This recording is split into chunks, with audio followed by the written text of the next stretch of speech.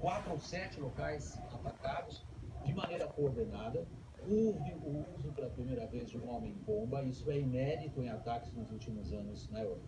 O que nós vamos tentar fazer inicialmente é esboçar para vocês, em primeiro lugar, uma provável sequência de acontecimentos, se bem que eles foram razoavelmente simultâneos, como eu disse, a partir das 10 horas da noite, hora de Paris. Um dos primeiros lugares atacados, um dos primeiros lugares de onde tivemos a notícia do ataque foi o Stade de France, onde a gente teve 3 explosões. Ali houve o emprego de um homem-bomba. Nós temos imagens do Stade de France e vamos mostrá-las para vocês agora, pelo menos da maneira como elas chegaram até nós, de maneira ainda bastante caótica, bastante trabalhada. Jogavam França e Alemanha, era um amistoso.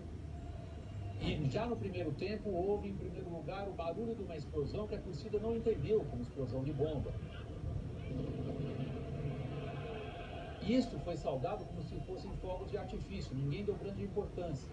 Logo depois vieram outras explosões, e as informações do estádio são as de que pelo menos 3 ou até 4 mortos foram registrados do lado de fora, entre eles um homem-bomba.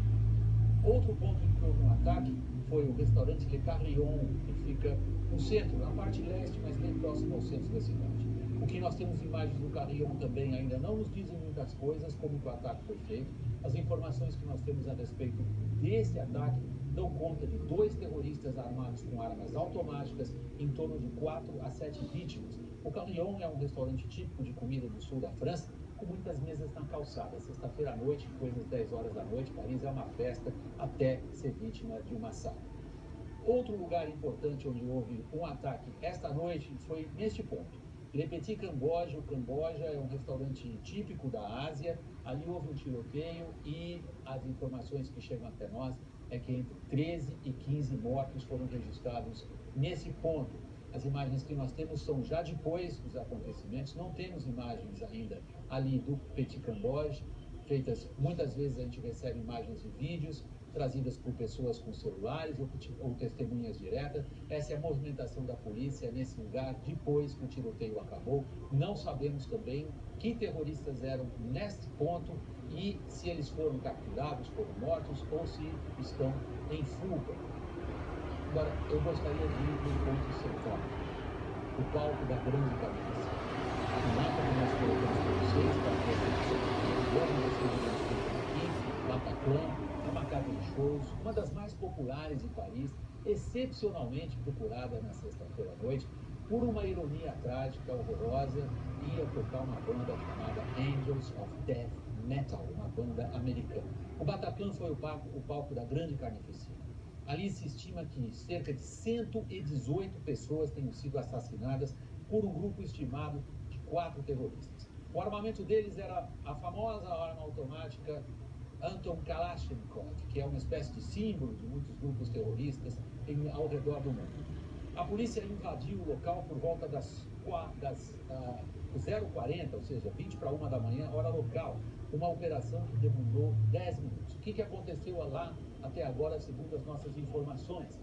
Os 4 terroristas entraram vestindo roupas pretas, máscaras pretas. Pelo menos um deles fez referências à intervenção da França na Guerra Civil da Síria e passaram a executar as pessoas durante 15 minutos.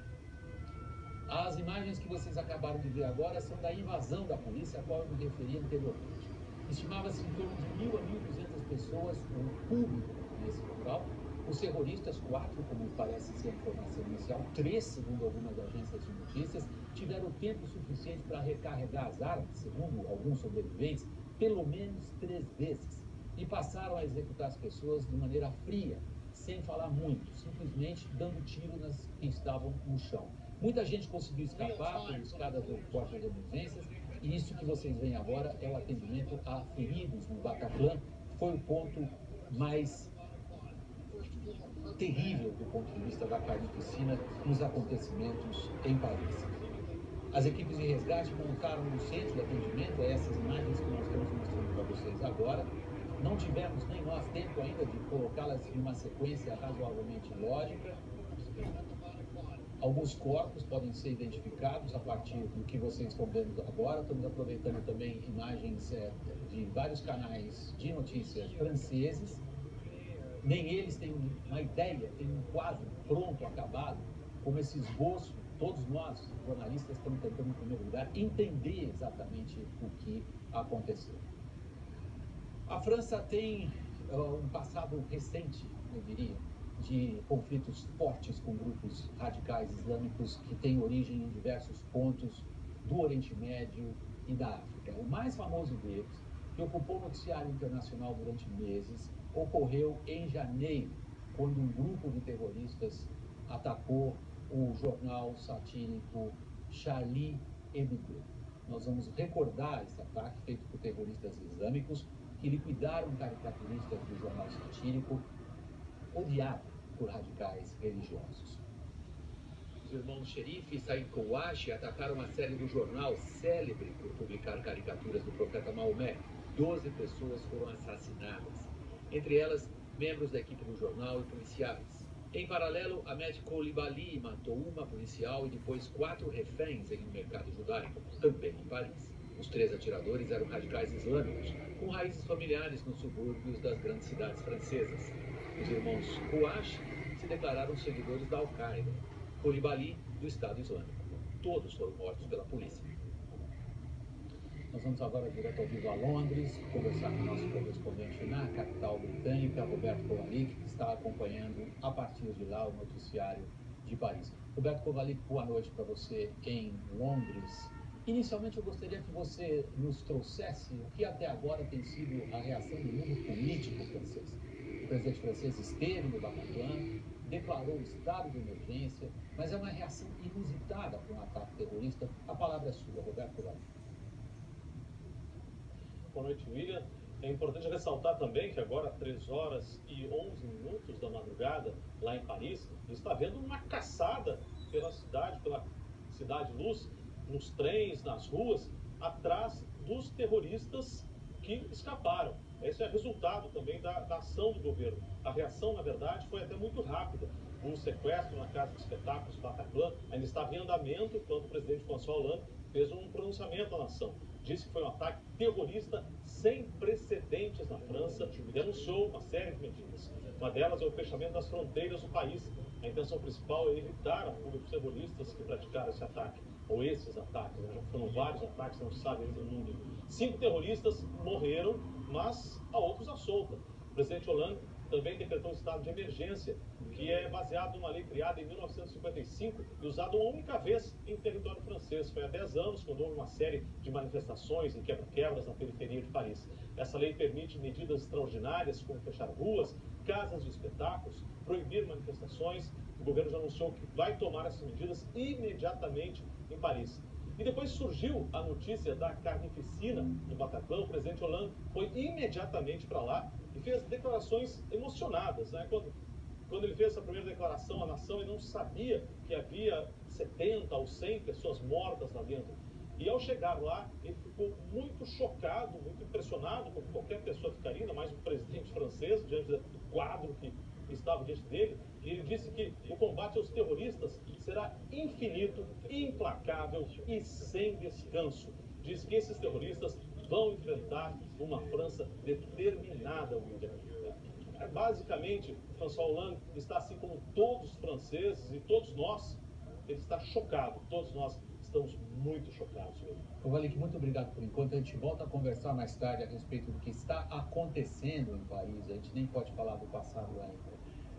O fato de Paris tem imediatamente levado a correlações com outros acontecimentos recentes. Um dos mais destacados nesta sexta-feira, 13, foi o ataque por avião não tripulado a um dos nomes mais tenebrosos do jihadismo. Jihadismo é a palavra que se usa para definir esses combatentes de grupos radicais islâmicos de origem britânica, Jihad John, responsável por algumas das cenas mais cruéis e grotescas de decapitação diante de câmeras de reféns ocidentais tomados pelo Estado Islâmico, onde era o território da Síria e que hoje o Estado Islâmico declara como sendo seu. Essa operação foi executada em conjunto por americanos e por britânicos. Nós vamos então ao vivo agora a Nova York conversar com o nosso correspondente lá, o Jorge Pontual. Pontual, boa noite. Existe às vezes sempre uma falsa correlação Estabelece-se que os atentados em Paris teriam sido eventualmente uma resposta ao ataque por um drone, por uma aeronave não tripulada, que parece ter sido bem efetuado contra esse Jihad John. Vendo os ataques em Paris, dá a impressão que eles demandaram um pouco mais de tempo de preparação do que uma resposta imediata ao Jihad John. De qualquer maneira, o que é que estão dizendo nos Estados Unidos, Pontual? Boa noite. Boa noite, William. Bom, o ataque aconteceu durante a semana, a morte desse Jihad John, Mohamed Emwazi, um cidadão britânico que nasceu no Kuwait, a família dele, de posses, se mudou para a Grã-Bretanha, onde ele cresceu, estudou computação, era um sujeito, tinha 27 anos, que em 2013 foi para a Síria e lá ele se tornou Jihad John. Ele executou pelo menos 5 reféns, decapitando 5 reféns, alguns americanos, japoneses, em vídeos que tiveram ampla repercussão. Então ele era uma cabeça premium, né? E hoje foi confirmado pelo Pentágono que realmente foi ele, ele estava num automóvel que foi alvo de um drone americano perto de Raqqa, que é a capital do Estado Islâmico no norte da Síria. Essa notícia foi confirmada hoje, mas já tinha circulado. Será que foi uma vingança pela morte do Jihad John que aconteceu em Paris? Pouco provável, porque o atentado de Paris é tão amplo, tão coordenado, necessitaria de um planejamento prévio que não seria de 2 dias. Enfim, também por coincidência infeliz, o presidente Obama hoje anunciou que foi contido o avanço do Estado Islâmico. Por quê? Os americanos estão fazendo ataques aéreos constantes lá no norte da Síria e no Iraque contra o Estado Islâmico, o que permitiu que hoje os curdos, peshmerga, né, as forças curdas, retomassem a cidade islâmica sem já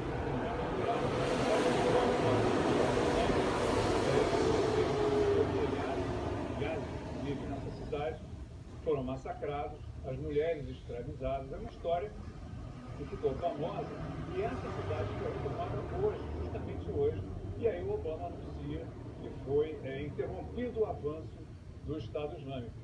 Mais uma coincidência infeliz. Agora, se tudo isso mais adiante vai se ver que foi realmente relacionado, se causa e efeito, veremos.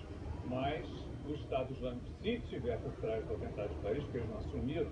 Agora, nas redes sociais, as pessoas que normalmente são os seguidores, né, famosos, notórios, do Estado Islâmico, hoje todos comemoraram os atentados de Paris, né? É o pessoal que bate palmas para a barbárie. Será que foram eles? É provável, né?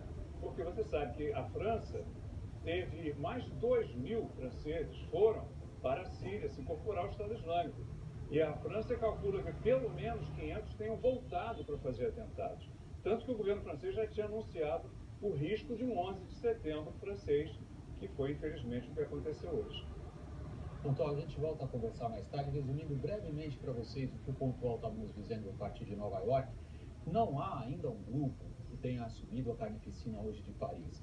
O que nós estamos estabelecendo é a relação entre vários fatos notórios em relação à guerra civil na Síria como foco central, a desorganização no centro da África como outro foco central do jihadismo islâmico, do radicalismo islâmico, e as possíveis ligações entre alguns fatos.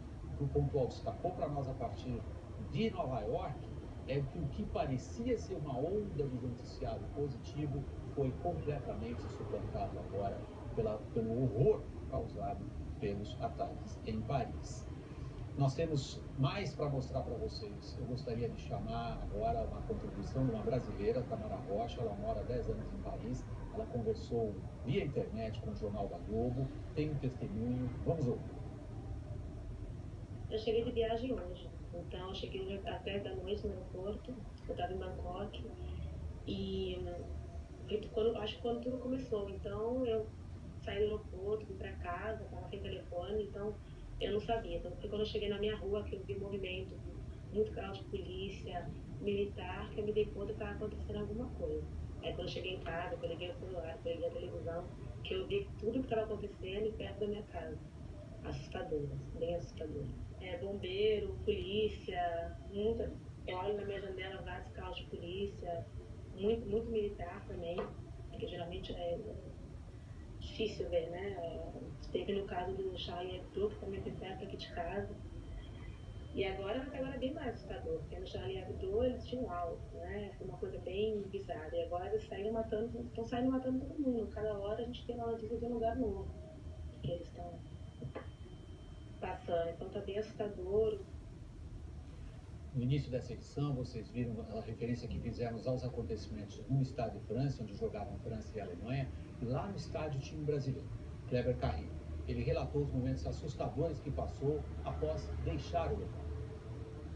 Então, o momento mais assustador para a gente foi exatamente quando a gente estava na Gare du Nord, nessa estação de trem que a gente mudaria para o metrô, em que a polícia começou a vir correndo, dizendo: saiam logo da estação, saiam correndo da estação. E a gente teve que pular catracas, então muitas pessoas, aquele temor que a gente tinha de pisotear, das pessoas se pisotearem e tudo mais. Então, foi bem desesperador esse momento, porque a gente não sabia exatamente para onde sair e de onde vinha algum possível ataque que a polícia estava dizendo para a gente sair correndo.